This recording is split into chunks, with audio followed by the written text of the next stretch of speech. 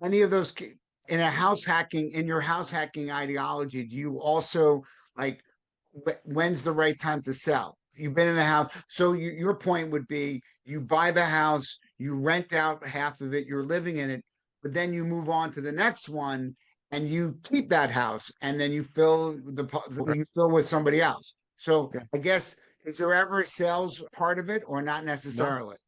no, you don't ever sell it. Though you build the most wealth in real estate by holding on to it.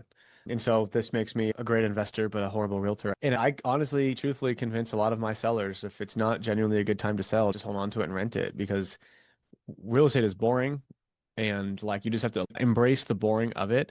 And yeah, I still have my first properties that I've bought. They've probably doubled or more in value, and it's some of the biggest wealth generators that we have.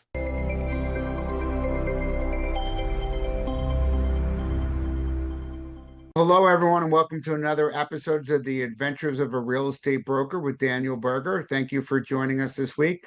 Today, we have the founder of the FI team, Craig Curelop, who is from Denver. He's also a published author. He's an investor. He's a real estate broker with the team as well. So we have a lot in common.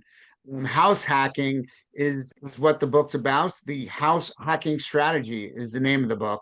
And with that, I wanted to thank you for coming on the podcast this week. Yeah, Daniel, thanks so much for having me. It's an honor to be here.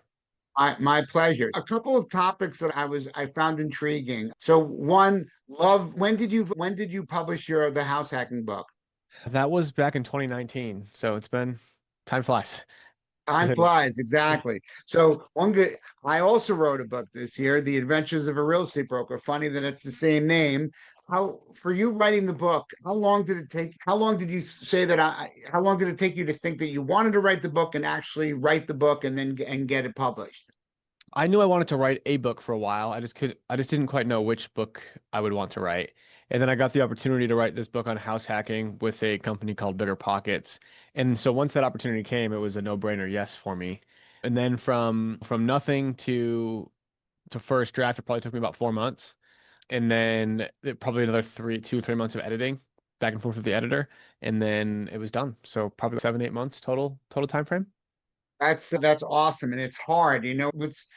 What I like about it is that everyone says that they want to do something or they say they want to write a book and they don't do that. And you have to commit to it, right? So just like in the real estate world, you're committing to investing, you're committing to finding properties, you're committing to whatever. Everyone says it, but doing it is really the thing. And the cool news for both of us is we've written the book on real estate now. So that's a fun little thing that we have, right? Yeah, exactly. Yeah, I just say it's like real estate. It's like you just got to be consistent, like crazily consistent, and then you can get almost anything done. I worked with a co-writer, so actually, which was good because then it was really as told to, and I was able to tell stories, and then we wrote it up in my words, and then basically worked together and then edited it. So that's yours was more professional, which must have been fun having an actual editor. My wife was my editor, and I do think she did a fantastic job actually, but yours was much more professional, which might have been a cool way to do it. Yeah, I suppose it could be a blessing or a curse because my wife knows me a lot better than the editor, and she's not afraid to humble me as much as an editor might be. So you got a Exactly. lot of So good my experience. wife with total humble pie, right? Yeah, And but my wife also whitewashed my book a little bit. She took things out that she's like, yeah, I don't want that out there. So I was like, no, but I want this. She's like, yeah, but if I'm your editor, it's out. It's marriage and is all about compromise. for sure. Yeah, congrats on getting the book done. Well, thank you, and same to you. So house hacking. Can you explain what does that mean to you and how to, house hacking seems like that's how you got yourself out of your college debt Yeah. and now you've really made a name for yourself. So tell me a little bit about what house hacking means to you. Yeah, so there's not many hills I'm willing to die on, but this is one of them. I believe that house hacking is by far the most efficient and best investment strategy for a beginning investor. The idea is that you're buying a 1 to 4 unit property with a low percent down loan. Usually it's 3 to 5% down. You're living in the property for a year. You're renting out the other rooms or other units. That rent is covering your mortgage or at least subsidizing your mortgage and you're able to live very cheaply or sometimes even for free. So you're going to eliminate your largest expense. You're going to learn how to become a real estate investor. You're going to learn how to own a home, and you're going to really start feeling what passive income feels like. And then you can do that every single year until your lifestyle no longer allows it. And so you're hoping that you build up the equity, you've put value into the house. Any of those in a house hacking, in your house hacking ideology, do you also like when's the right time to sell? You've been in a house. So your point would be you buy the house, you rent out half of it, you're living in it, but then you move on to the next one and you keep that house and then you fill you fill with somebody else. So Yeah. I guess is there ever a sales part of it or not No. necessarily? No, you don't ever sell it. Though you build the most wealth in real estate by holding on to it. And so this makes me a great investor, but a horrible realtor. And I honestly, truthfully convince a lot of my sellers if it's not genuinely a good time to sell, just hold on to it and rent it because real estate is boring and like you just have to like embrace the boring of it. And yeah, I still have my first properties that I've bought. They've probably doubled or more in value, and it's some of the biggest wealth generators that we have. So I guess one good thing is if they double. And so what's your plan of you were obviously putting low money down when the if a property doubles in value, do you then lever the home so that you then can get more money out for your next home? What do you do with that? So far, we have two lines of credits on two of our properties. Like most of the time, I just leave the equity in. That's just my personal preference. But you can take lines of credit out. You can refinance and pull cash out to buy the next one. I personally, our first properties are now cash flowing very easily, $1,000, $2,000 a month. So we just kind of sit on that. And like in the early days, the property was it was even cash flowing me $1,000 a month then too. Plus, I was not paying rent. Plus, I was saving what I was saving before. And so I was able to, and when you're only putting 3 or 5% down, you don't need to save up a ton of money. Like, you need to save up 30, 40 grand. And I could do that in a year, given that I wasn't paying rent. I was making some money on my house. And then I was also making decent wage at my job. Decent. I was making like 65, 70 grand. Right. But now you're full time, right? So now your Yeah, house now hack I'm full is time. a component of it as well as the brokerage aspect of it. So Correct. Yeah. I like that you say that you don't really lever yourself because that's really just adding risk. I guess if you need, because people say that to me all the time. So I own a property. I have an LLC that we own a property. I'm 50%. My wife and I are 50% owners with someone else, and I just got into another investment as well. And people are like, you should take a loan out. I'm like, well, what am I going to do with the money? So one aspect is you need to have something that you're going to do with the money that makes sense. And one thing I say is I don't like scaling for the sake of scaling, and I don't like levering myself for the sake of that I can. Yeah. So I guess one thing would be if I found inventory that I couldn't buy that and I had equity in a home, then potentially it would make sense for me to draw down something to then invest in something else. But it is risky, right? When 2008 came, you're too young, and I wasn't in the business, you're too young. When that really happened, and then people's equity got sucked up, levering yourself is a bad idea.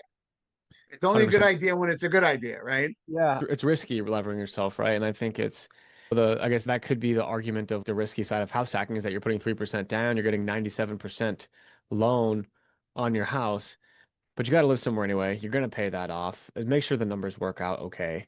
And now, again, now it's you got 50, 60% equity in the home. And it's nice to know that we've got a couple of lines of credit. That's like our emergency fund. If anything were to ever happen, we could sell a couple houses and we've got like a pretty long runway before we run out of wealth and cash. And it's all predicated on the fact that started from real estate for sure and house hacking. You'll laugh in New York, having a line of credit, there's actually a tax on that. Can you believe That's that? cool. Wait, like So a if tax you on even if you don't a draw it down? tax on the ability not so one thing you could argue if you actually drew the money out, okay, maybe, but the to have the privilege of the home equity. So an example would be it's like 1%. So I have a $500,000 line of credit costs $5,000 before you even borrow any That's money. absurd. Um, so generally though, if when I did that on my personal house, the bank JP Morgan Chase is the bank, and they wanted obviously to lend money. So they actually absorbed that cost. But New York State actually gets that 5,000 that the bank, I was a horrible Chase, didn't make any money because I actually didn't borrow any money off the last one that I did. I just wanted what you said, I wanted to have it available in Yeah. case I needed it. I never needed it.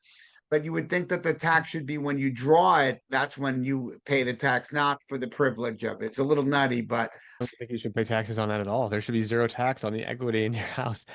But no, that's not even on the equity. That's on the potential loan, right? potential, yeah, The yeah. potential home equity loan. So not even, but it is crazy. But I know that taxes are bad in some ways. So what's interesting is when you're talking about holding on forever, I'm assuming that you're working with a tax attorney and all that, as they've never pushed you at all to say sometimes it's good to get out of your longer term properties because for accelerated depreciation and all of those things, sometimes you're able to pull out all the tax benefits. And then if you move on to something else, you potentially can start that again. So is that something that you've thought about, or it doesn't really make sense? I continue to buy real estate, so I'm always having stuff to write off and depreciate and all that. To me, I wouldn't sell those because I know that I bought them in the moment. Like I bought my first one in 2017, and I knew that like in 10 years it would be like such a no-brainer deal, if that makes any sense. I bought a duplex in a nice part of Denver for 380,000. And like today, like you couldn't buy a condo for 380,000. You could, but Right. you know what I mean? Right. And that 2017 deal that I was super afraid of is now would be the best deal of the year in Denver now. Like, why would I give that up?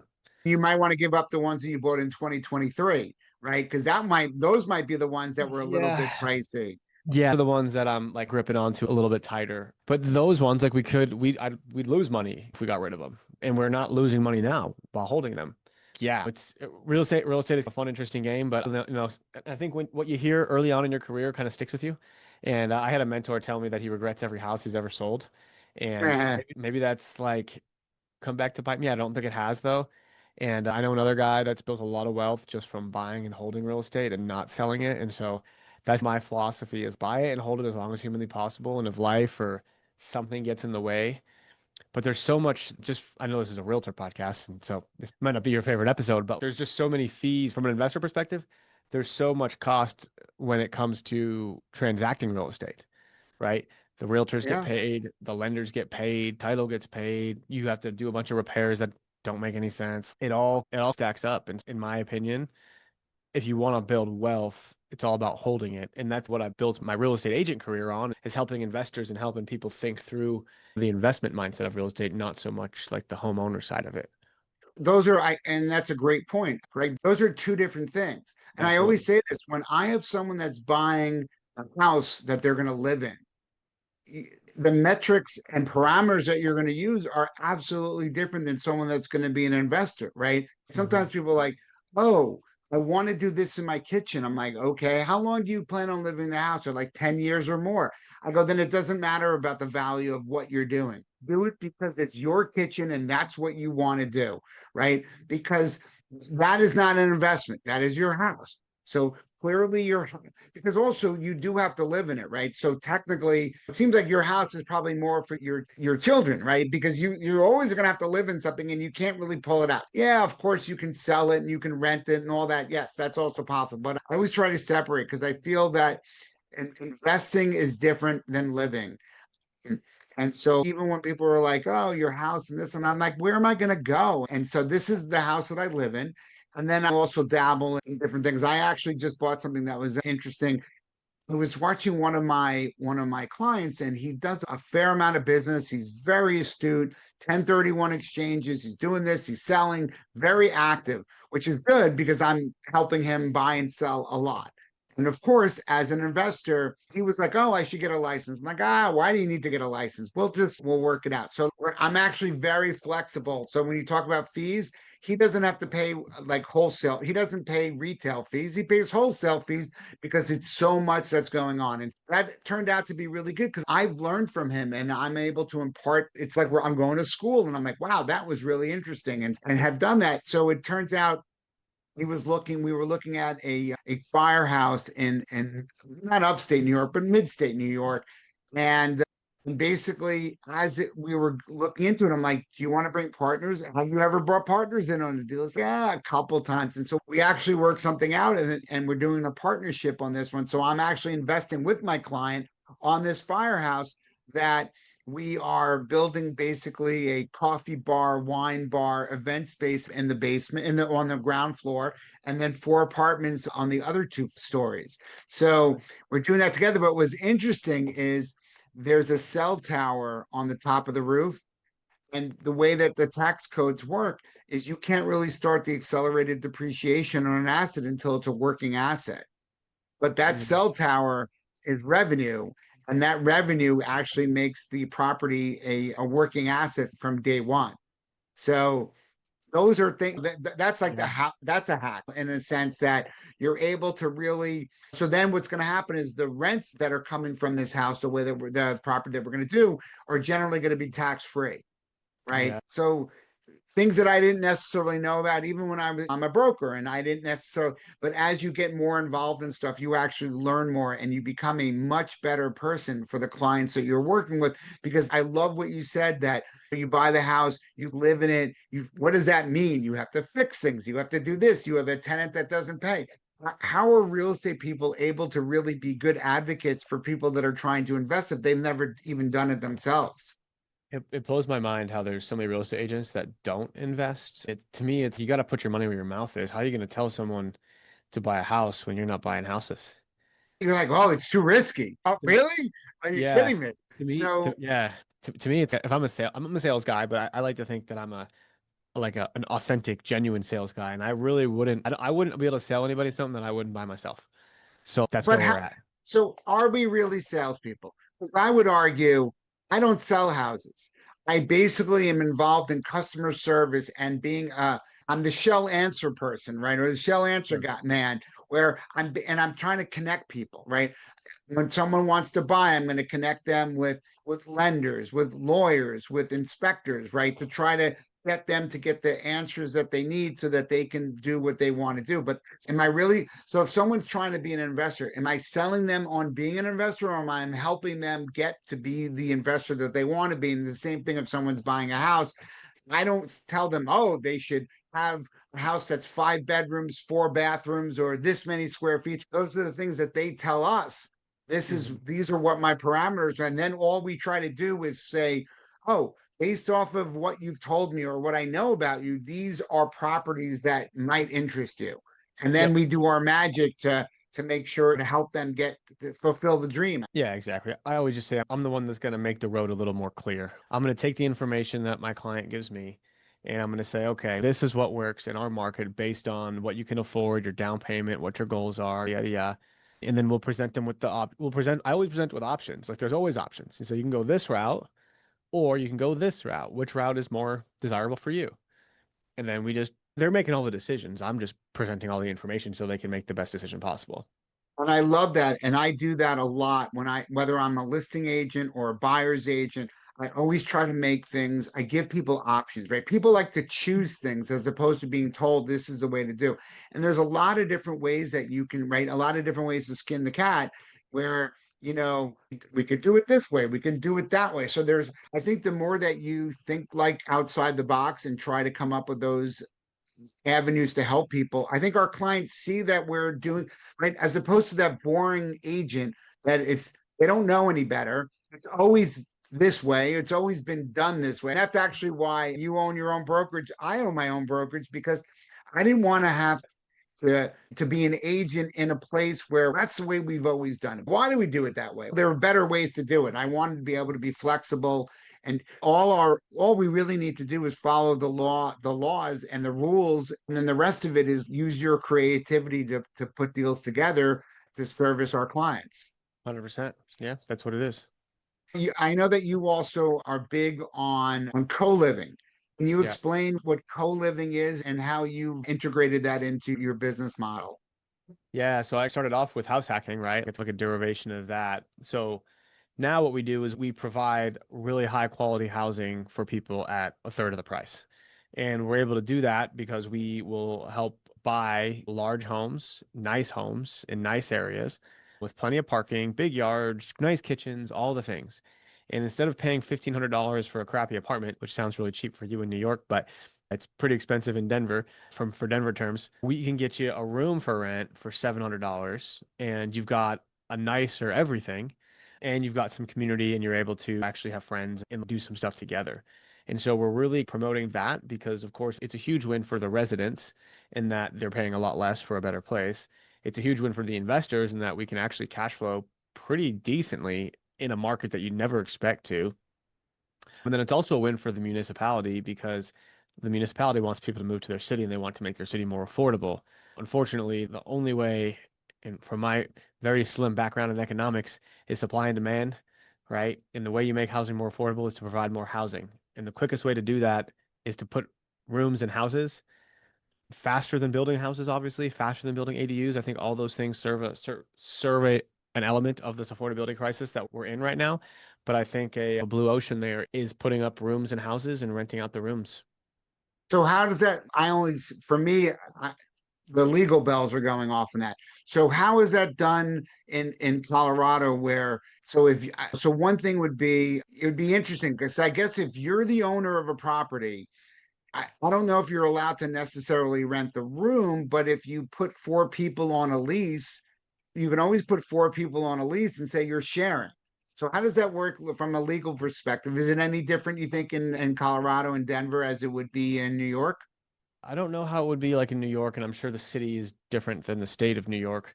But in every city's got its own kind of jurisdiction on how many unrelated people can live in a home. That's the legal thing that you're worrying about is how many unrelated people can live in a home. You can definitely, we've got leases on rooms. It's never been an issue. That part isn't a big deal. You can lease out individual rooms in most states that I know of. In Colorado, they passed a law that said local jurisdictions cannot regulate how many unrelated people live in a home. So it's been a very popular co-living spot over the last couple of years. I do think I believe that there are rules against the co renting it by the room, but that's also different than renting a room as opposed to I would think that the way around it would be that you would put multiple people on a lease and maybe you designate where you're not really renting the room, you're renting the house, but this is the room that you're living in or sleeping in.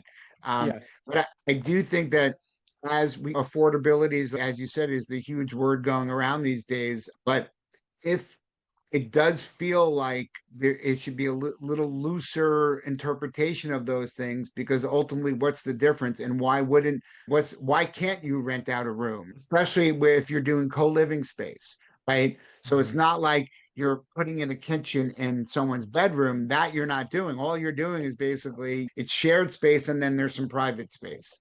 Yeah, I actually know a guy in New York in the city, and he's got a bunch of these co-living homes in New York. So I know it can be done. I don't know what his legal entity is, but yeah, it's called Outpost. You can check it out. This guy Sergey runs it. I think he's Mhm. got like 2,000 rooms around the city that he manages, and he's able to give people a more affordable place to live in the city in Brooklyn or in the boroughs. I mean, he runs an operation for sure. Yeah, it definitely makes sense, and it also is good for people start. I guess it doesn't necessarily have to be people starting out, but I do think that it does give people access because, like you said, I think the municipality should want more people to live there affordably. Because again, if someone can affordably live in the city, then they're going to be using the restaurants, the bars, mass transport, all those things that helps everybody. But you would think that I guess when you bring politics in, right, people don't like to sit at a table and make things work out. But as we know, housing is extremely expensive. So supply and demand is this amazing thing that really works and makes sense. But if you don't have enough supply, then it's a problem. And so I do think that it's cool. That isn't that kind of Airbnb and all these other things have really come in and technology's been able to adapt things. And so you would think that you might be able to do like an Airbnb for a co-living type of place as well, right? Yeah, That would be cool if you could do that. people do that. The only thing with Airbnb is that it goes against what the city wants, right? Because Airbnb is mainly for people that don't live in the city and they're just coming to visit. And so you're taking a house that a resident could live in, and you're taking that away from the supply. And now you're giving it to people that aren't actually living there. And so that actually reduces the supply, which increases the pricing of housing. And it goes the opposite of what the cities want them to do, which is why you'll see a lot of cities highly regulating short-term rentals but they're deregulating the co. So that's why we're on board. We like to, I'm not a huge fan of like government intervention. I wish they would just stick to their lane. It's definitely a lot easier to join them because it's pretty hard to beat them. I guess the only in the case in that would be that someone is owns that house and should be allowed to do the whatever, however they want to do it. But I do think that the co-living does make a lot of sense, and I think it's not so much of an East Coast thing, even though, for example, it's not done enough because it does seem like there's a need for it, and obviously it makes sense, and also probably helps would get more people involved in investing if they knew that they were able to do that. What do you see trends that are happening? What do you see the trend in the housing market, either in your area or nationally, in the next like 6 months or a year? Yeah, it feels like something should happen, but nothing's happening. You know what I mean? It's kind of like we're poking at a dead fish. It's really hard to say, and I don't really have a crystal ball. Depending on, I don't think rates are gonna like drop down to where people think they're gonna be, like back to where we saw it in two or three, unless something really bad happens and like people aren't spending money and they need to like really encourage people to spend money again. But I don't see that happening. I see like we experienced a massive uptick from 2020 to 2022. I think we're just going to see a really flat to slightly down maybe market, but I don't see a crash. There's no indicators of a crash because like lending standards are good. Unless again, outside of black swan events, I really just see a really slow and steady tick up. And I just see because there's so many people that have these low interest rate houses, they're not going to sell them. They're going to rent them. And so what I see is actually maybe rents going down because you're going to have a lot more landlords as real estate investing has become more popular in that time period, as well as people don't want to sell their 3% houses. So I see rents going down. I see prices like no one, I just see transaction volume going down because no one is wanting to sell anything they bought in the last few years. And then of course it's harder for people to buy. So I just think we're going to be at a little bit of a standstill until something happens. So one thing I've noticed is that when interest rates were so low to make sure that the economy kept pushing ahead, it actually caused inflation, right? Because what happened was people don't buyers, their offers are based off of what they're allowed to spend per month, not Yep. necessarily what the house, right? So the house value became there's all these people that are shopping, right? And that's why houses were going so much above and beyond list price because someone's like, oh, at a 2% interest rate, I have $5,000 to spend a month. So the house that should have only sold for 550 is selling for 650 or 7 because I can afford 650 or 7, which potentially could be a problem, especially if hopefully we're not getting layoffs, but that could be potentially be a problem where then people might be forced to sell because they're not going to be able because they're in a house that's too expensive for them because they bid it up or and they were people were waving this, waving that, no look this, no look that, and it was nuts. And so it wasn't necessarily a rational market. But the thing is like they're on fixed rates, right? So if they could afford, as long as they could have, and the lending standards were still good like back then. So like as long as they could afford the 3,000, 4,000, that their payment then, assuming that nothing has changed incredibly since the time they bought with how they can make money, then they're going to be able to hold on to it. Right. It's And not like they're and losing so their if job. their jobs stay the same and all those things stay the same, you're right. They should be able to still pay for it. And actually it's going to prevent them from selling it, right? Because they may not get that money out. But that was a couple of years ago. And the house market, at least in New York, is so robust right now. It keeps going up and up. And as we know, with all roller coasters and everything, what goes up must come down. And there's an ebb and flow, right? Not everything can go up. There has to be a down period. It's possible that it's just a little bit. It really, I guess the biggest thing is, right, is again, how many people are looking because the demand will regulate what that is. And right now, like you said, the demand is still so high. We're still seeing it. So I guess the black swan would be people getting elected in certain states that make people leave a state. And who knows? Who knows? I will say that's interesting because we just had an interesting mayoral election in New York City.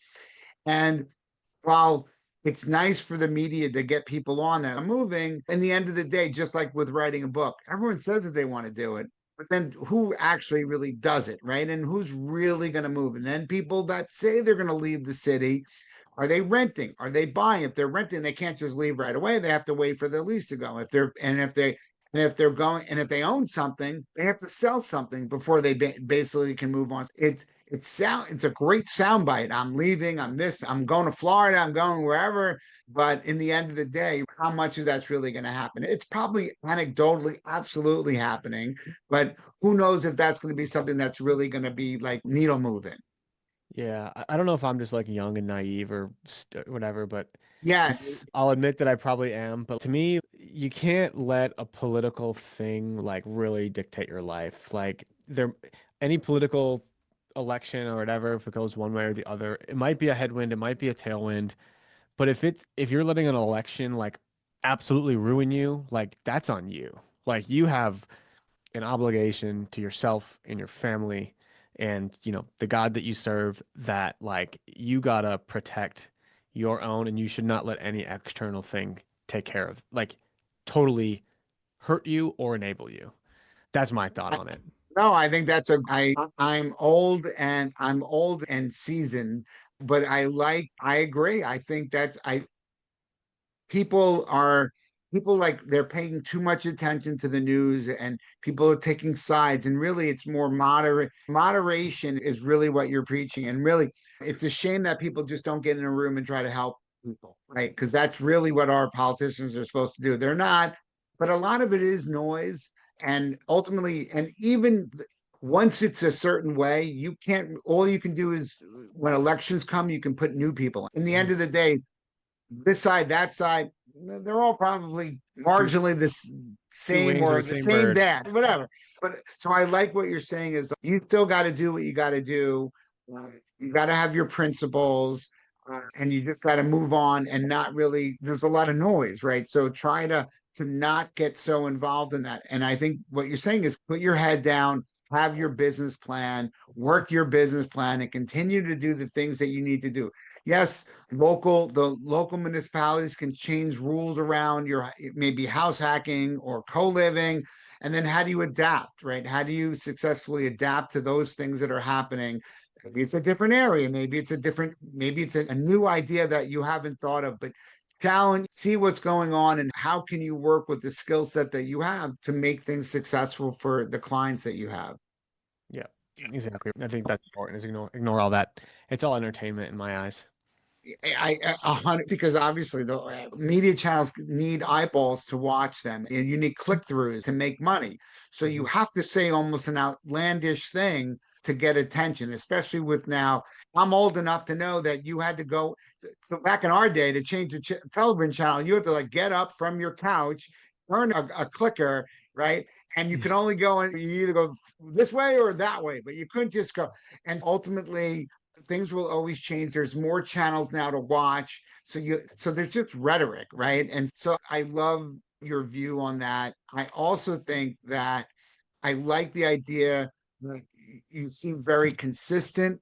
You understand what the business is. You're not getting involved in all the craziness, and you have your plan and you stick with it, and not trying to over lever yourself or doing these crazy. It's different. What you're saying is, I think, so rational and so it makes so much sense as opposed to we're gonna short sell the Bitcoin or things Yeah. like that. I would say that it's something like Bitcoin and those things. Those are newer technologies, and of course, it's a thing, but it's good. What you're doing is so stable, right? The house hack, and I love what you said. You're like, if I make $1,000 a month, right? $1,000. There's a lot of work that went into for you to only make $1,000 a month. That's $12,000 a year. But because you're talking about long term, there's no quick fix. You didn't say I'm making 3,000 or 5,000 or whatever. You're $1,000. And so $1,000 takes a lot of effort to do that. Like $12,000 a year, and then you have one door, then you have five doors, then you have 10 doors or houses, right? And then the economies of scale, right? So then you have a portfolio and you can do this and all that. So all those things to me totally make sense, and that it's really thought about. And then the quick fix, right, is that's the kiss of death, right? Yeah. Yeah, I'm not a huge fan of, I've got some money in crypto, but it's just like I'm okay losing it kind of thing. But yeah, mo most of my money's in real estate because it's tried, it's true, and I know that it works. I can control it. And then again, like with a house hack, you're buying a house with 3% down, right? 3 or 5% down. And what I tell my clients is it's almost impossible to not get a 100% return on your investment. Because if you think about it, you put 3% down, all you need to do is for the market to appreciate 3% in the next year and you'll have a 100% return on your investment. That doesn't include your cash flow. That doesn't include your loan pay down. That doesn't include any tax benefits. You start adding those three things together, and your actual wealth changes like over 100% of what you put down in the first year. Like, I don't think there's been a deal that we've done or have helped anybody do that they haven't achieved 100% return on investment with a house hack. So what's interesting is when how do you only put 3% down when the market's booming, right? People are Doesn't like, I'm matter. all cash. You still you pay a little more. What we did a ton of those in 2021. It's people will what we found is like when someone's like an all cash buyer, they'll take a small haircut on price maybe, but not that much. 5, 10 grand. So you pay 5 or 10 grand more than a cash buyer. Do you have to waive like appraisals or mortgage contingencies? When it was crazy, yeah, we had to waive appraisal. We had to waive, sometimes we had to waive, rarely do we have to waive inspection, but we had to go promise that we'd be very light on inspection. Right. And yeah, we'd waive appraisal if they had the cash. If not, then, we'd have to figure that out. Or So, find one that you could, they'll let you do that. And sometimes if you're willing to go to a certain price point, right? There, a seller might say, okay, let's figure it out. let's take the risk. Yeah, exactly. Exactly. And what does the seller want? Like sometimes if the seller wants a quick close, then we're not the buyer for you. And sometimes you're just not the buyer for that seller and you kind of have to just be fine with it. But oftentimes they want the highest and best and they'd rather take, if you can offer an extra 10 grand, that's like an extra $25 a month. But this to the seller, it's 10 grand and you might take an extra month to close. That's worth it to them. It's worth them to wait a month to get an extra 10 grand. I would Right. probably do that. So it all just depends on who the seller is, of course, who the buyer is. And of course, as an agent, you need to be able to articulate, as a buyer's agent, you have to be able to articulate to the listing agent that, your buyer is going to be good and going to close and you're not going to be wasting their time. Well, I think that's important, right? That's where everyone likes to, oh, real estate's so easy and you make all this money. No, first of all, we have to pay our own. We're independent contractors. We have to pay our own expenses. We have to pay our own health care, our own retirement account, so many different things. Our job when we represent buyers is to put together the best offer that makes sense. And a lot of it is like the communication with the listing agent. And so obviously the more deals that you do and that your brokerage does, the more people that people know you, right, from deals from the past. And so they know that if you can get to a closing table, then that's really what it's about, whether there's 0% down in an FH and a VA loan or or all cash.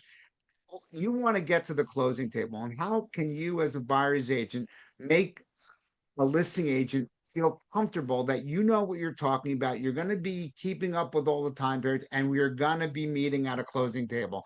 I find that so many people don't do that. And so many people don't do that. And when they actually follow through, we probably get more deals for sure. Yep, 100%. That's it. So Yeah. yeah, so I think that's good. So I love your business. I'm assuming that you're going to be doing this, and this is going to be your last job that you're ever going to do because you're going to be doing this, and you're probably never going to even retire. You're going to die doing real estate. So for me, Yeah. this is like my third career, but I love it. And I really, it's like, how do we help people? And also, how do you get involved, right? So you become yourself a much better investor because you're seeing what's happening all the time as well. 100%. Yeah. In terms of strength of negotiation, I don't know. I'm constantly in so many deals and constantly negotiating. I can see what works for sellers and what doesn't. I know what strings to pull. I'm not afraid to ask. I think because I've asked so many times, I know how to ask and to get the way that I need. So yeah, I mean, I think being an agent and an investor, I think is valuable. Yeah, for sure, it's valuable. I like it because I can. And then when I was house hacking, like I would be represent myself. I'd go buy a house 3% down and take a 3% commission and basically buy the house for nothing. Or you take zero commission and then so that, but it's sometimes easier to do it. So again, you have to decide. There's a lot of different things that you have to decide, but what's good is that you're so involved in deals and deal making, right? So our Mhm. job is to put deals together and get deals closed. And I like what you said, of course, that the the more you communicate to the listing agent with the community, you'll find out what is important to the seller and then put things in that are, because you know what? If you don't ask, you won't find out. And sometimes what's important to the seller won't even cost you money, but you can make your deal look much better because it encompasses the things that are important to them. 100%. Yep, So exactly right. that's how you get deals, and that's how you get deals. So with 0, 3, 5% down, you have to be much more creative and let people know that you're going to get it done. So I think that's great. Yeah, that was fun. Cool. You're going to kill it. You are killing it, and you'll continue killing it because you understand people and you understand the market. So I think that's, fantastic. yeah, thank you. I sure hope so. And yeah, best of luck in all your endeavors. And yeah, let me know. Do you run a Remax team or where? So I'm the broker of own the brokerage. We probably have 15 licensed people, but there's probably 6 to 7 people that are doing it. I probably do about 50 something percent, hopefully a little less. It was probably 60% last year, maybe 50%. Hopefully I'm only going to do 40% this year. I love selling. I basically built the brokerage so that I don't have to listen to people, and it can be the way that I'm running the brokerage, the way that I would want to do it. And I treat my agents the way that I would want to be treated, which is better than how I was treated or when I was at a couple of other places. Yeah. What are the things you're trying to accomplish now? What are some of the, yeah, what are you trying to get to? What are you trying to do? What do you mean? So that's a good question. What do you mean? Are you trying to hire more agents and do less production? Are you trying to, yeah, what? No, I would say so. I don't recruit. So generally, the agents that come to me either know me or I actually have a couple of my clients that are now agents who had thought about doing it. They did it with me. They're in my book is the adventures of. So I have some of my clients in there and all that. But so I have a few clients that are agents. I don't mind adding people on, but it's not important. It's nice to have people on, but I'm not trying to like shirk to other people. It's certainly not bad to have others do deals because then it makes the brokerage look bigger and it helps some of my fixed costs or whatever. But if, if it was just me, it would be fine, but not necessarily trying to grow. But I don't mind bringing people on and grow. We happen to be growing, right? So, like last year, we probably did 140 deals, I think last year. I did 65. Okay. This year, I did probably 45 million last year in gross commission, 45 million in sales. Volume. I don't really count. And I also I don't plan for what I'm going to do next year. Yeah. I just every day do what I got to do. Yeah. And people call me, and so I'm very supportive of my team. And we spend over $12,000 a month pulling in buyer leads. I don't really take any of those myself. I don't Hmm. need to because for now doing this 9 years, I'm able to people from social media call me direct, or it's my clients, their friends, their family, and what have you. So I'm lucky that I'm able to give the leads out. And then I also spend a lot of my time mentoring and mentoring the agents in the office. I really like doing that as well. Yeah. That's amazing.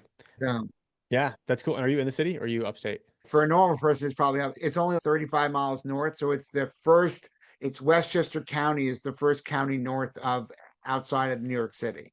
Okay. People generally commute into the city. My wife actually commute today. She commutes probably it used to be you always commuted. Now it's probably 3 days a week that you Yeah. go into the city. In like But Yonkers or like White Plains area. so White Plains is where my office is. I live like maybe 8 miles north of White Plains. Okay.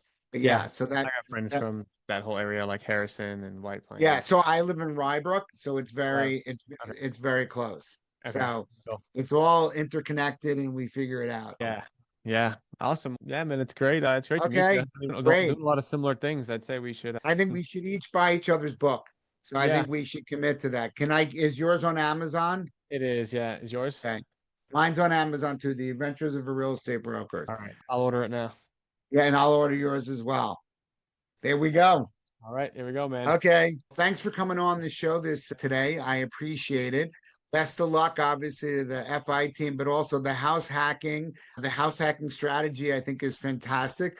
And co-living, something that I think needs to be something that is done more of. I think it's good for the real estate world and for investors. It's also good for the people who get to live in a better house and help out. So I think that's all great. I appreciate it again for coming on, and best of luck for everything that you do out in Colorado, and wish you many years of success. Thanks, Daniel. Yeah, you too, man. Thanks for having me on. It was a pleasure getting to know you a little bit. Great. So, everyone, thank you again for listening in. It's the Adventures of a Real Estate Broker with Daniel Berger. Thank you. And until next time, thanks for listening in. If today's stories opened your eyes, wait till you see what's next. Hit the video on screen to join the next adventure with Daniel Berger.